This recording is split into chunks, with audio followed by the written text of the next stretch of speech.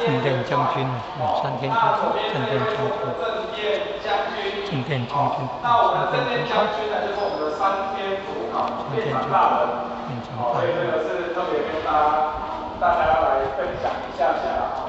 哦，高雄来了，都坐游览车了。广场的方向走，来，各位前线。哦，现在那个停车都停很多了，你看。哦，以前画一遍都停很多。好，那我们有发现哦，虽然现在停了很多台车子哦，但是我们的广场呢有3个很大的画像，有吗？中间的是我们的乾坤袋，乾坤袋哈，就是那弥勒佛的法宝，哦，乾坤袋。那右边呢，应该是我们的这个济公活佛的扇子，是吗？